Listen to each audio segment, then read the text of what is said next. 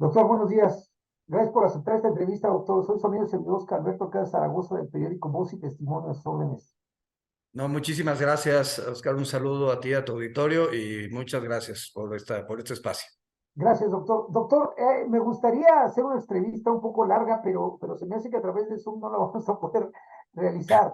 Hemos tenido problemitas para el ingreso, pero los temas fundamentales ahorita es que aparentemente ya se dio el registro de la alianza a nivel nacional de quiénes son los que van como candidatos a la senaduría. No sé si esto sea correcto, si usted tenga esta información más clara que nosotros. Bueno, ya por parte de la oposición, digamos que ya hay un pronunciamiento, tanto de quiénes serían las personas que van a estar de candidatas al Senado como a los distritos federales. No se da todavía el registro, digamos, de naturaleza oficial. Esto faltará la etapa de precampañas, la etapa de intercampaña y el registro pues, será hasta el momento en donde el Instituto Nacional Electoral se emita y se realiza entre la propia autoridad electoral el registro correspondiente. En el caso particular, yo respeto mucho la posición de los partidos políticos de oposición, que son el gobierno en Querétaro, pero en lo personal tengo un reconocimiento hacia Lupita Murguía. Hemos trabajado algunos temas de manera conjunta, y bueno, pero mi punto es que Morena el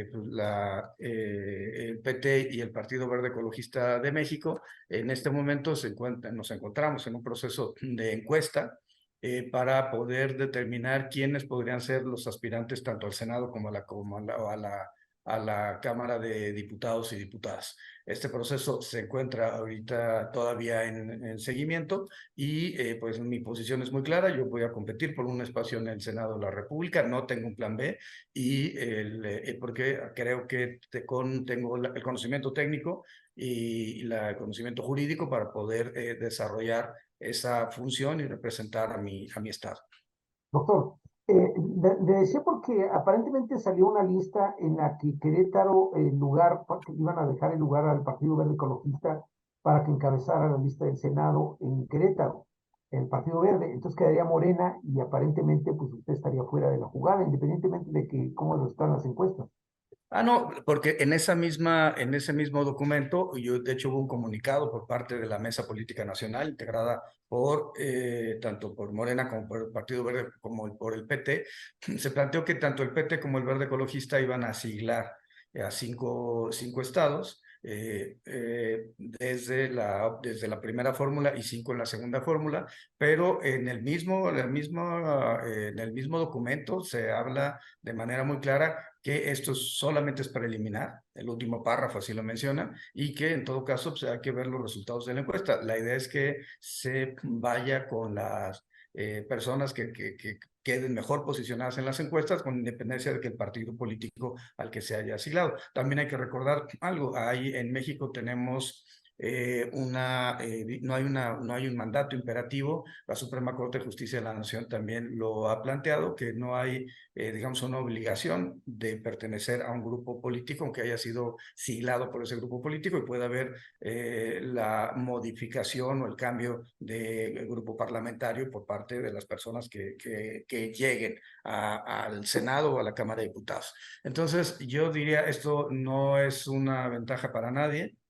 Es simple y sencillamente una forma de dar cumplimiento a un convenio registrado ante el Instituto Nacional Electoral que obligaba a que se fuera siglando por partidos determinados espacios. Todavía hay otra variable es el tema de género, y por tanto yo les diría, esto es un tema muy preliminar que no está resuelto.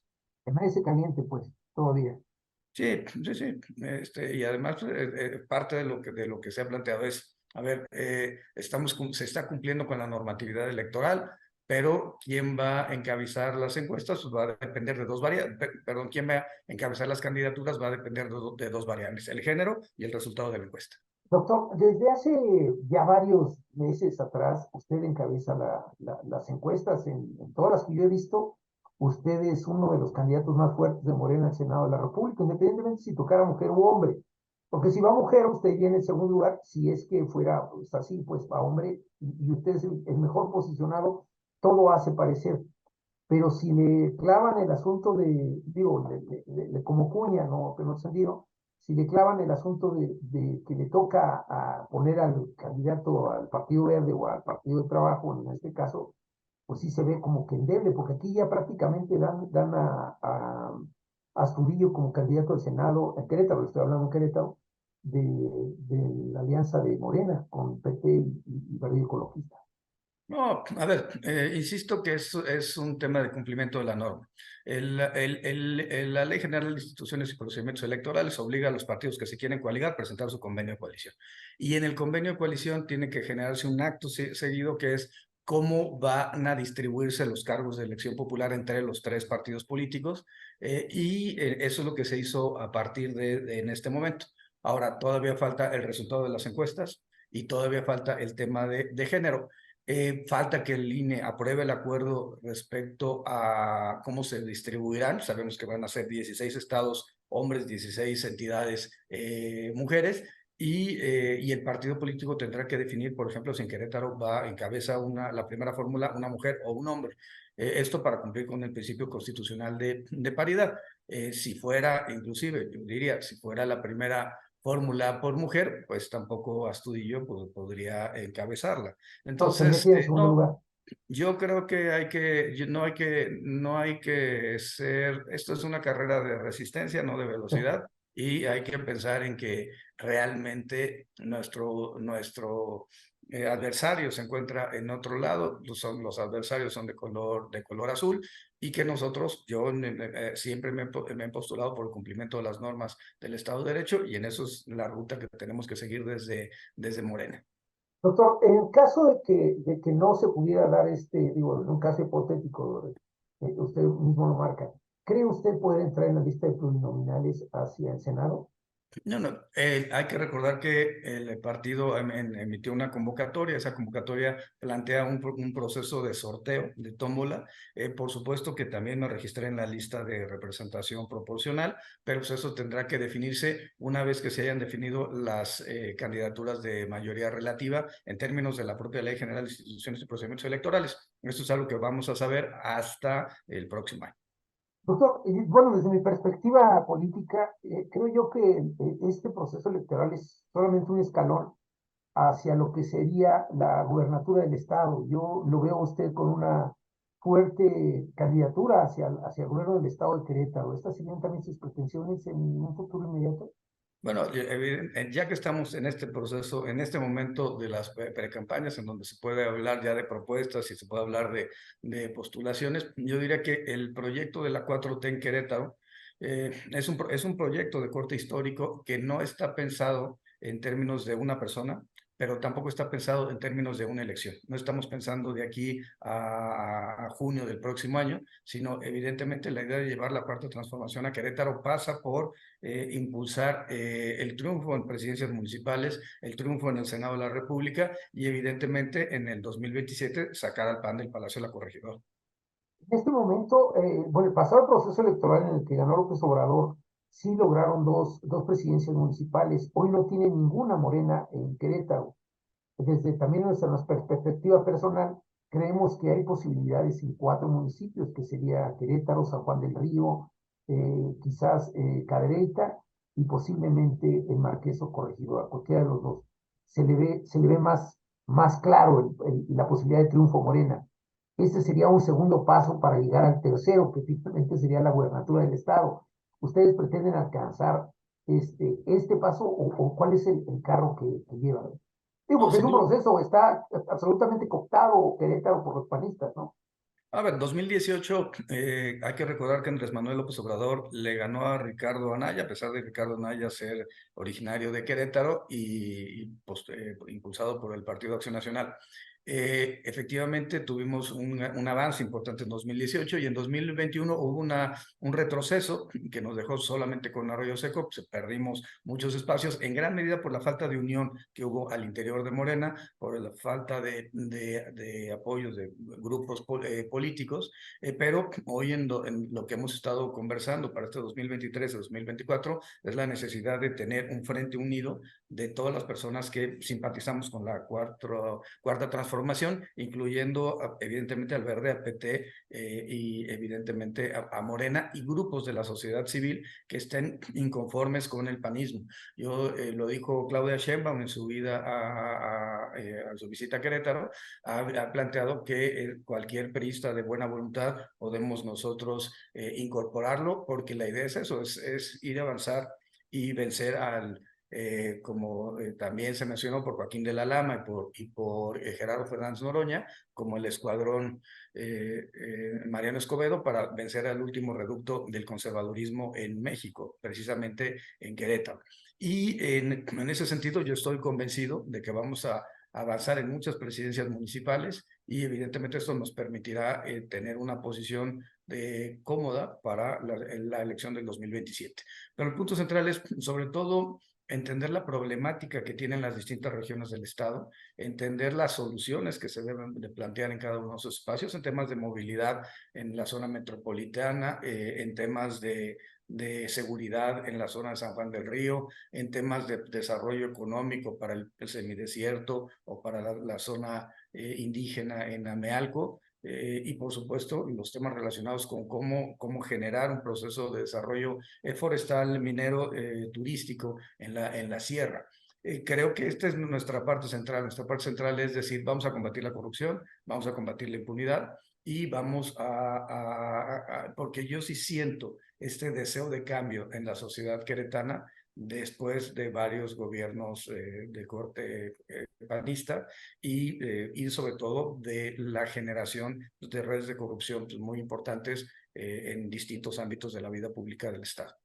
Doctor, usted, digo, es una apreciación personal. Usted fue, yo creo que el único fiscal anticorrupción que ha habido en el país en todos los tiempos que realmente sí se dedicó a hacer esa chamba, a combatir la corrupción y lo logró en muchos lugares. Yo creo que eso fue lo que le dio el punch a nivel nacional, no solo en Querétaro. Querétaro prácticamente, pues muchos no lo conocíamos, esa es la verdad. Me uno ante esos que no lo conocíamos y no sabíamos de su existencia, pero sí nos dimos cuenta de su trabajo y esto le ha permitido tener en el ánimo, no solo de los queretanos, sino a nivel nacional, de tener un cierto nivel. ¿Usted cree que sí se pueda combatir la corrupción en Querétaro? Digo, después de que usted salió de este organismo, prácticamente se cayó, porque no volvimos a saber nada interesante e importante a nivel nacional sobre este organismo, pero usted sigue vigente y parece que está haciendo un trabajo digno ahí en donde está actualmente. Yo diría, evidentemente soy un convencido de que se puede reducir los niveles de corrupción.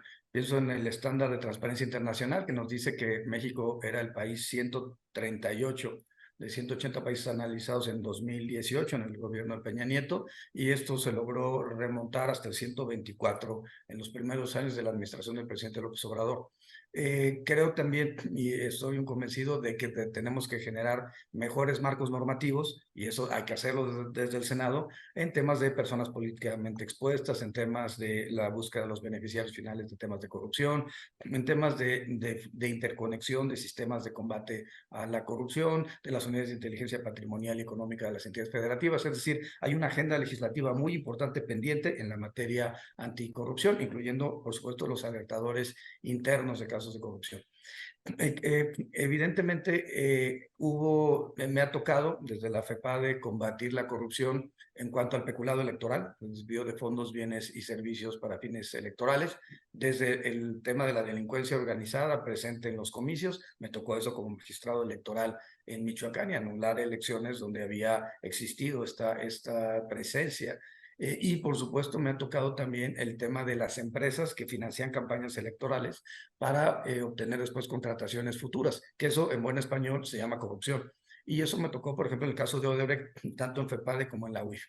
Hoy, en la Procuraduría de Hidalgo, pues tenemos el maxiproceso más importante de combate a la corrupción del país, con 8 presidentes municipales con prisión preventiva justificada, un presidente municipal adicional prófugo de la justicia, un secretario de Estado con prisión preventiva, 2 secretarios de Estado prófugos del sexenio anterior, un subsecretario del sexenio anterior, otro subsecretario de un sexenio atrás, y bueno, directores generales, etcétera.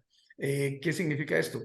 Que sí si uno utiliza una metodología a partir de el aseguramiento de información, las inspecciones ministeriales, los dictámenes periciales, sobre todo en materia de contabilidad, y que permitan con toda esa información generar casos. Yo siempre he pensado que las fiscalías y procuradurías tenemos que ser academias de canto, es decir, pegarle a los de abajo para que los de abajo empiecen a dar información sobre los autores intelectuales y no cometer el mismo error que se ha cometido en muchos lados, de que se mete a la cárcel al jefe de departamento que firmó la póliza, pero no al secretario de Estado o al gobernador que lo instruyó.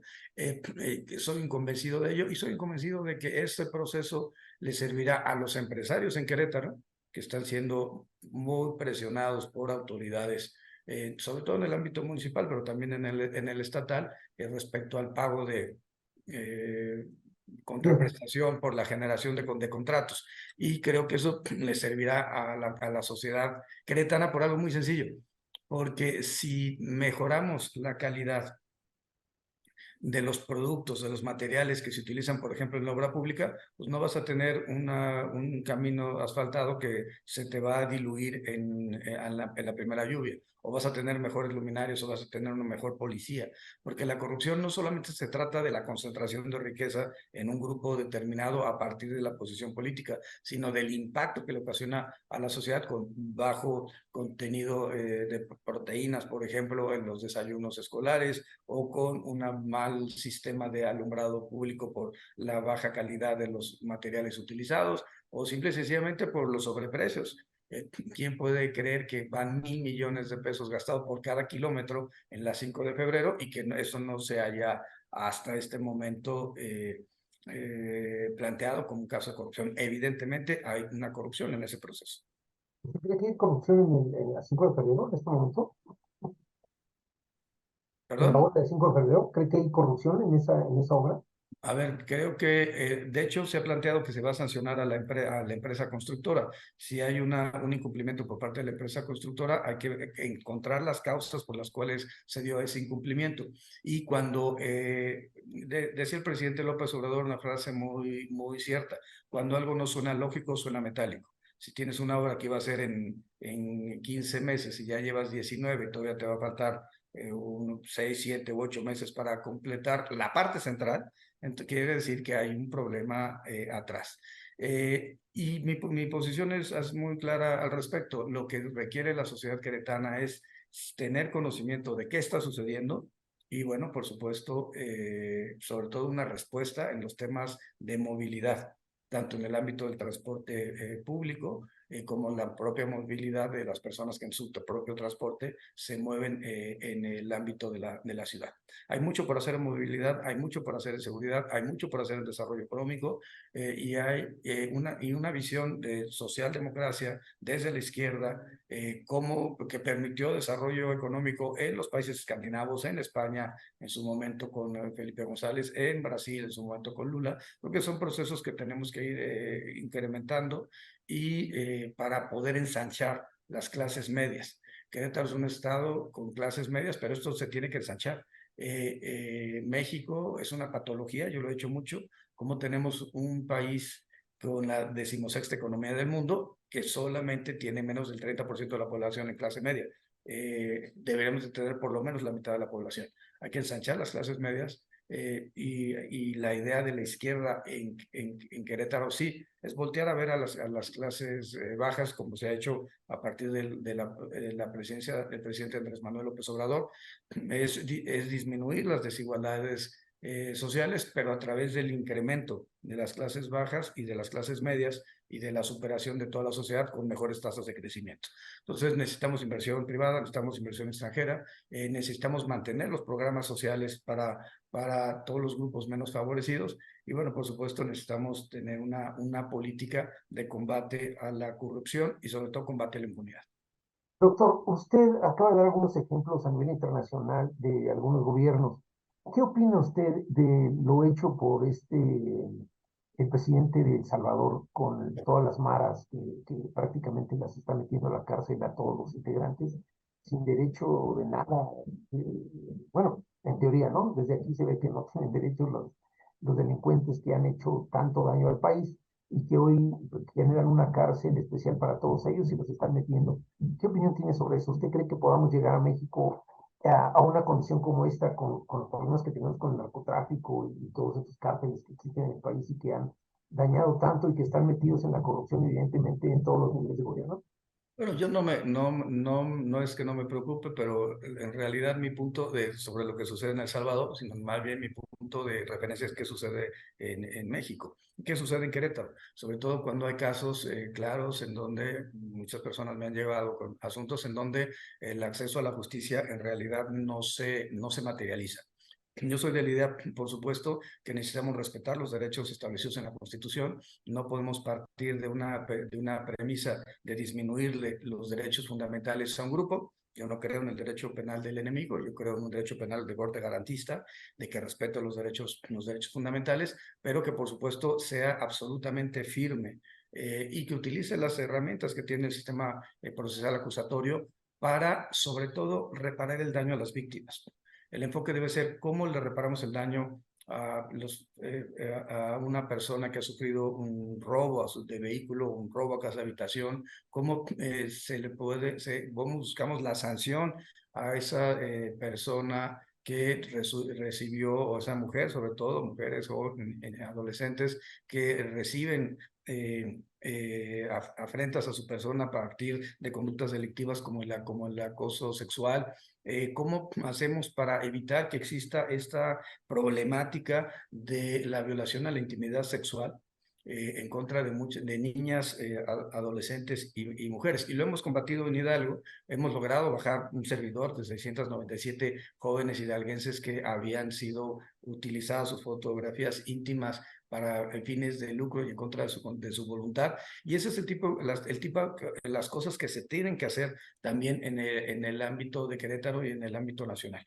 Yo soy un convencido de que hay que mejorar, tener un servicio civil de carrera, disminuir la impunidad, mejorar las condiciones de vida de las policías, generar mecanismos de capacitación homologada, como se está haciendo en muchos espacios, eso debo reconocerlo, pero sobre todo con una visión que no utilice la procuración de justicia con una perspectiva de corte política, sino como una perspectiva de corte imparcial. Mi Doctor, punto de vista es siempre tenemos que actuar como autoridades en el marco de lo que establece la Constitución y los tratados internacionales. doctor, usted que es procurador allá en Hidalgo, ¿qué pasa? Por ejemplo, acaban de matar a una persona en Ezequiel Montes y se enteró un Sí. delincuente que era buscado por todos lados y era un ampón de primera clase. Pero aparentemente se había sido capturado en el 2015, creo, si mal no me recuerdo. Y resulta que andaba suelto. Entonces, ¿cómo es posible que ese tipo de delincuentes obtengan su libertad de un día para otro? Hacen todo un circo de que capturaron a ciertos delincuentes y que los tienen ahí, y de repente los vemos otra vez que ya los volvieron a capturar, o que ya aparecieron, o que mataron a fulano. ¿Qué está pasando con esto, doctor? Usted que está, A ver, pues, yo más les metido ya en la Procuraduría, en una Procuraduría. no, es que el enfoque tiene que ser no estar pensando en carpeta por carpeta de investigación, sino en fenómenos delictivos. Pensemos en qué está pasando en San Juan del Río. Tenemos el problema del huachicol. Si se quiere abatir la delincuencia en San Juan del Río, hay que disminuir dos cosas. Uno, el flujo de huachicol, aun cuando sea competencia federal, las autoridades estatales pueden tomar cartas en el asunto. En Hidalgo lo hemos hecho a partir de cateos. ¿Pueden y no quieren? ¿Eh? ¿Pueden y no quieren? ¿No lo han hecho?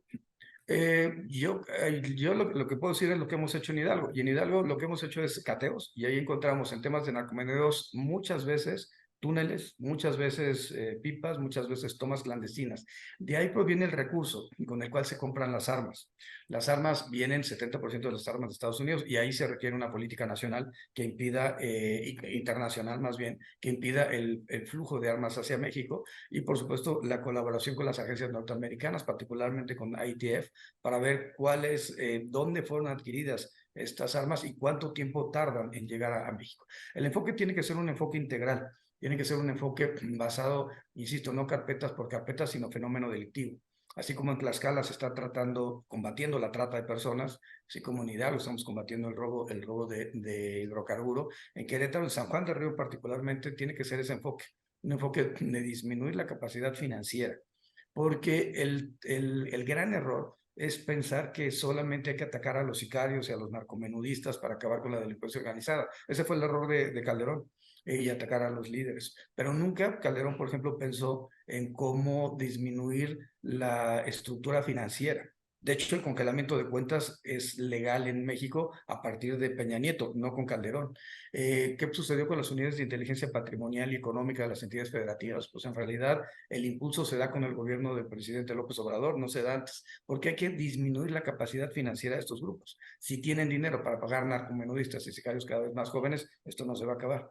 Tercero, hay que combatir la corrupción política, perdón. Los grupos de huachicoleros o los grupos de tratantes en Tlaxcala o los grupos de narcotráfico en Tamaulipas o de tráfico de personas en Chiapas no surgen por generación espontánea, surgen porque hay un apoyo político atrás, generalmente con presidentes municipales, surge porque hay un apoyo también policial, ministerial, de corrupción judicial.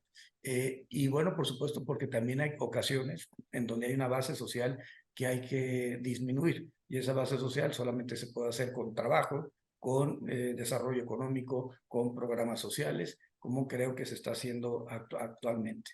Yo El creo que enfoque tiene que ser un enfoque integral. ¿Y se puede combatir la inseguridad en San Juan del Río? Evidentemente que se puede combatir, pero no si estamos viendo carpeta por carpeta de investigación, sino más bien analizamos los fenómenos delictivos en su conjunto. Y yo aquí mencionaría dos cosas: el huachicol y el tráfico de armas. Ahí esa es la vía para disminuir la incidencia delictiva en San Juan. ¿usted cree que de alguna manera está siendo solapado el huachicol en Querétaro y específicamente San Juan del Río por el gobierno? Yo lo que creo es que cuando nosotros lleguemos al gobierno vamos a tener una política diferente a la que actualmente se está planteando.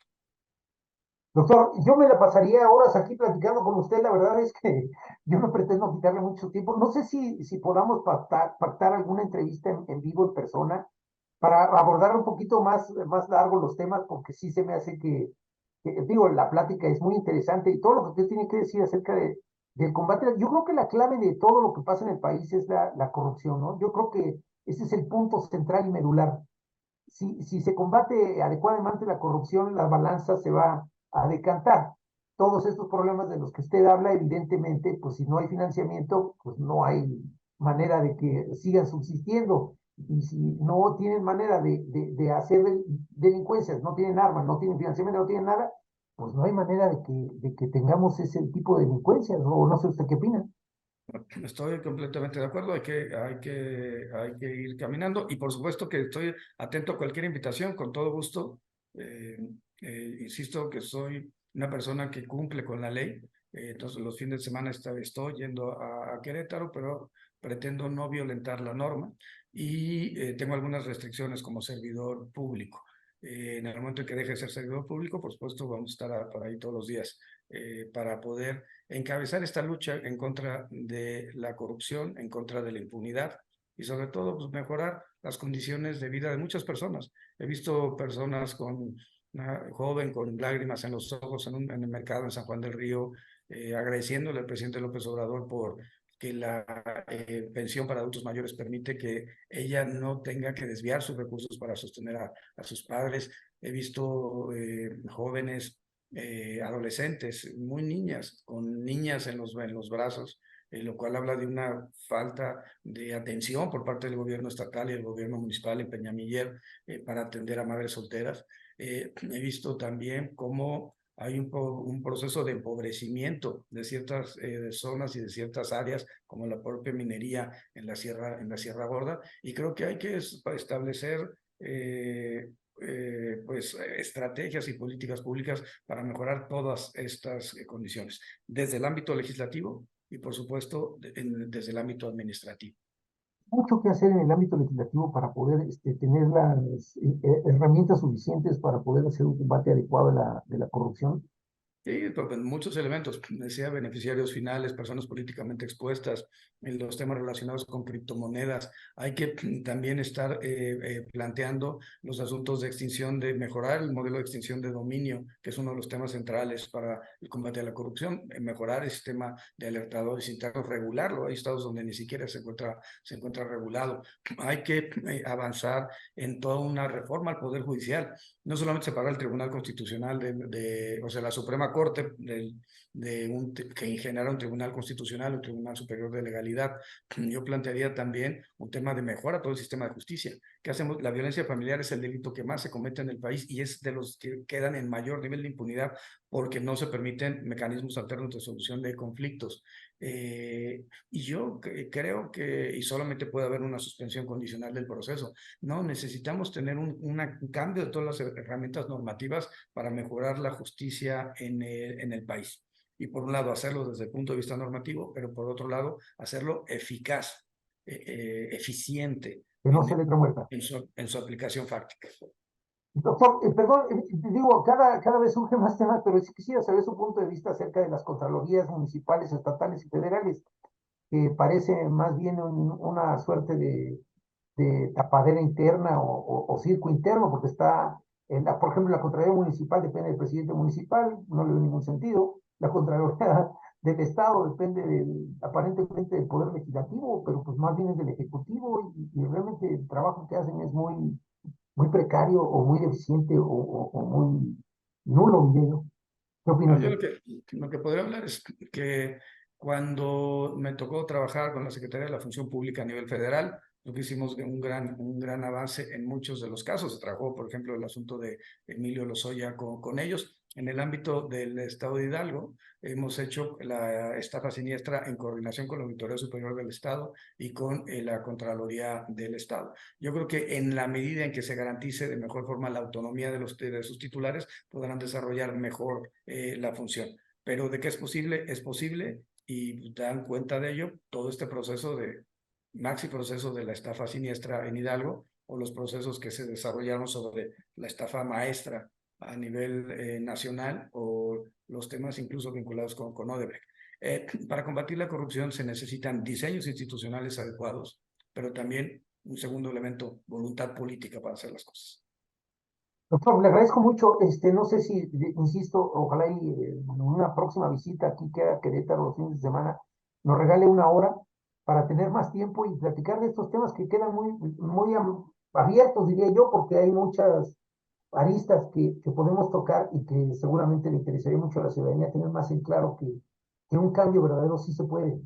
Creo que este gobierno no le alcanzó, de López Obrador. Le digo, insisto, desde que se salió usted de la Fiscalía Anticorrupción, la Fiscalía ya no dimos luces ahí, pero es una percepción personal, claro. Le agradezco mucho. No sé si algo más me quiera comentar o decir al respecto.